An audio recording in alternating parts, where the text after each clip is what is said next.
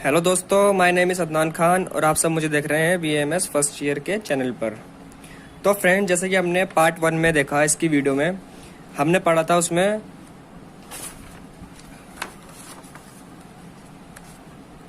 आयुर्वेद के क्या प्रयोजन है और शरीर रचना की परिभाषा और शरीर की व्याख्या। शरीर की व्याख्या में हमने देखा था जब शुक्र शोणितम गर्भाशय में जाकर मिलते हैं और उसके अंदर जब आत्मा प्रकृति विकार इन तीनों का संयोग होने के बाद उसको गर्भ नाम दिया जाता है।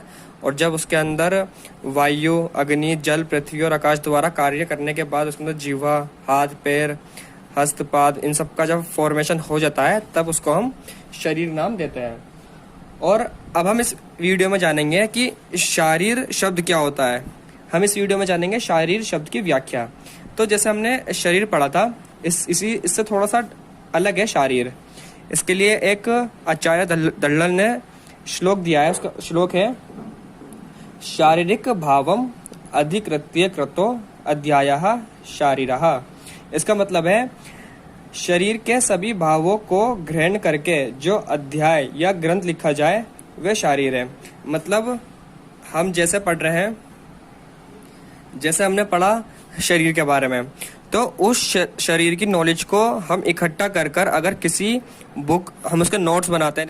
जैसा अभी हमने पढ़ी शरीर की व्याख्या, तो शरीर की व्याख्या के अगर हम पूरा एक नोट्स बनाते हैं प्रॉपर, और या फिर उसको हम ग्रंथ के टाइप में यानी कि पुस्तक के फॉर्म में अगर उसको हम लिखते हैं, मतलब उसकी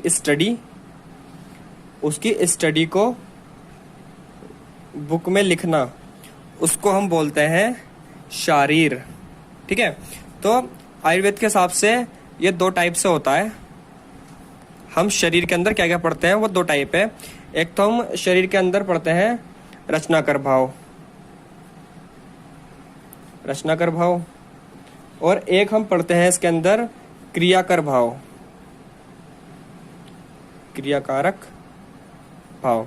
रचनाकर भाव का मतलब होता है कि स्ट्रक्चरल स्टडी। क्रियाकारक भाव का मतलब होता है फिजियोलॉजिकल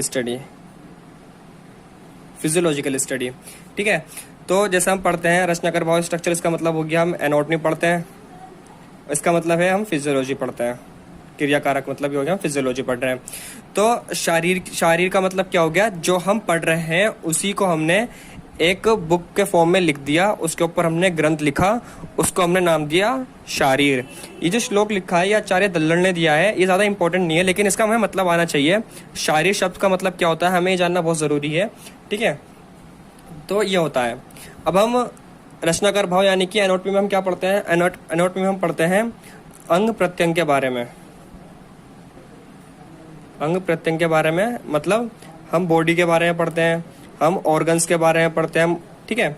और फिजियोलॉजी में हम क्या पढ़ते हैं, अगर हम मॉडर्न के हिसाब से देखें तो हम फिजियोलॉजी में पढ़ते हैं फंक्शंस। लेकिन अगर हम देखें आयुर्वेद के हिसाब से, देखें तो हम फिजियोलॉजी में पढ़ते हैं यहाँ पर दोष, धातु और मल के बारे में। अब अगर कोई मतलब नया स्टूडेंट है तो उसके लिए बिल्कुल अनजान चीज़ है दोष, धातु और मल क्या होता है। लेकिन तुम्हें बस ये जान लेना है, दोष कुछ नहीं है, बस है हमारी बॉडी के अंदर होते हैं और इन्हीं के ऊपर नीचे होने की वजह से हमारी बॉडी में डिजीज उत्पन्न होती है, यानी कि व्याधि आती है। और धातु क्या होता है, धातु हमारी बॉडी में 7 प्रकार के होते हैं। धातु का मतलब एक्चुअल में मतलब होता है कि शरीर को जो धारण करता है उसको धातु बोला गया है। ये धातु उससे अलग है, जो से हम मॉडर्न में बोल देते हैं मेटल्स वगैरह, उससे बिल्कुल अलग है। इसका मतलब है जो शरीर को धारण करता है उसको हम धातु बोलते हैं। और मल हो गया हमारी बॉडी का जैसे एक्सक्रीटरी वेस्ट को हम क्या बोलते हैं, मल। ठीक है। तो ये तीनों चीज बिल्कुल अलग है। तुम सिर्फ और सिर्फ तुम्हें क्या करना है, सिंपल बिल्कुल वीडियो देखनी है और तुम्हें सब कुछ समझ में आ जाएगा कि क्या चल रहा है आयुर्वेद में, क्या है क्या नहीं है, सब समझ में आ जाएगा। बस रेगुलरली वीडियो देखते रहें। तो हमने क्या पढ़ा अभी शरीर की व्याख्या में, शरीर के सभी भावों को ग्रहण करके जो अध्याय या ग्रंथ लिखा जाए, यानी कि उसके ऊपर हम चैप्टर लिखा, उसको हम क्या बोलते हैं, शरीर। तो शारीर बोलते हैं। तो हम शरीर में किस चीज़ की स्टडी करते हैं, 2 टाइप की स्टडी करते हैं, रचनाकारक भाव और क्रियाकारक भाव, यानी कि एनाटॉमी और फिजियोलॉजी। ठीक है। अब हम जानेंगे कि शारीर ज्ञान का प्रयोजन क्या है। जैसे हमने पढ़ाया था अभी पहली वीडियो में, पहले पार्ट में इसके, कि आयुर्वेद का क्या प्रयोजन है। उसमें हमने अच्छी तरह समझाया था कि आयुर्वेद का प्रयोजन क्या है, हम इसके पर्पस क्या है। यहाँ भी देखो प्रयोजन वर्ड आ गया। जब भी मैंने बताया था प्रयोजन का मतलब होता है पर्पस, कि हम इस चीज़ को किस पर्पस से पढ़ रहे हैं। तो हम ये एनाटॉमी और फिजियोलॉजी किस पर्पस से पढ़ रहे हैं ये हमें पता होना चाहिए, ठीक है ना। तो हम पढ़ रहे हैं इसलिए ताकि शरीर में होने वाली व्याधियाँ का मतलब होता है डिजीज़, जो शरीर में व्याधियाँ उत्पन्न हो रही हैं हमें उसका कारण पता होना चाहिए, हमें उसका लक्षण पता होना चाहिए, हमें उसका चिन्ह पता होना चाहिए। उसके बाद फिर हम लास्ट में उसकी चिकित्सा करेंगे, यानी कि ट्रीटमेंट करेंगे। तो हम ये पढ़ क्यों रहे हैं?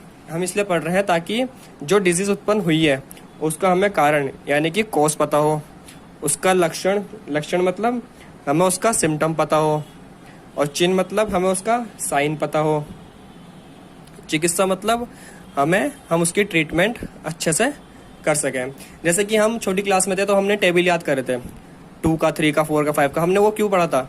हमने वो इसलिए याद किया था ताकि हम मल्टीप्लाई के और डिवीजन के क्वेश्चंस आराम से सॉल्व कर सकें, इसलिए हमने वो चीज़ याद करी थी।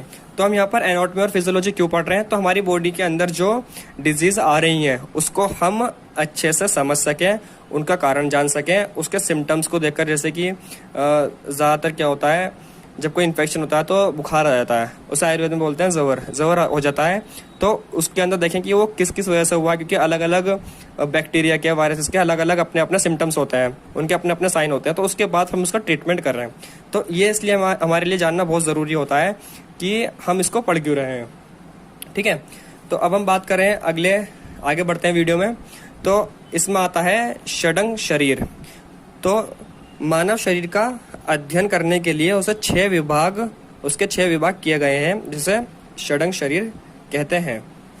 तो इनका कहने का मतलब है हम पढ़ रहे हैं यहाँ पर शरीर के बारे में। तो शरीर की स्टडी करने के लिए उसके 6 डिवीजन कर दिए, 6 डिवीजन कर दिए। षडंग का मतलब होता है 6, शरीर मतलब इसके 6 डिवीजन कर दिए, किसके? बॉडी के 6 डिवीजन हम पढ़ेंगे। तो पहला क्या है इसके अंदर?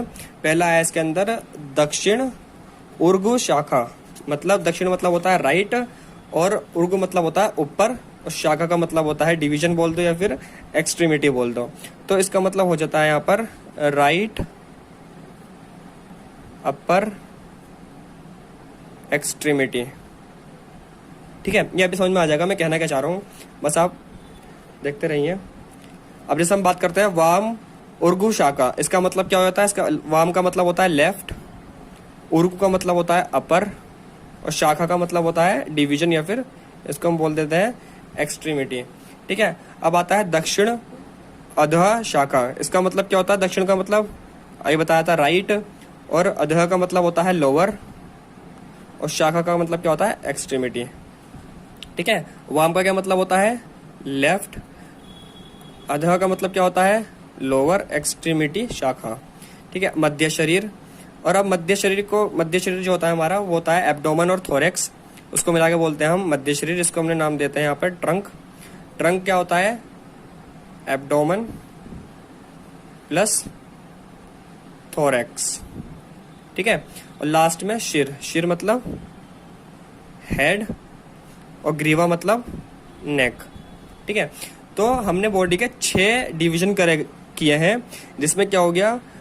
2 हाथ आ गए, ऊपर के 2 हाथ, नीचे के 2 पैर, एक बीच वाला हिस्सा जिसे हमने बोल दिया ट्रंक, जिसमें थोरेक्स और एब्डोमेन आ गया हमारा, और लास्ट में आ गया सिर और ग्रीवा यानी कि हेड एंड नेक।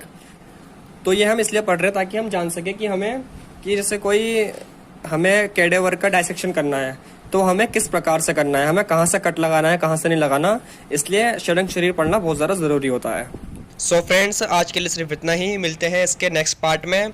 तो अगर आप हमारे चैनल पर नए हैं तो प्लीज़ चैनल को सब्सक्राइब करें, बेल आइकन को प्रेस करें, ताकि हम नेक्स्ट वीडियो डालें तो आपके पास जल्द से जल्द वो वीडियो पहुंच जाए। और वीडियो को लाइक, कमेंट, शेयर करना ना भूलें। Thank you.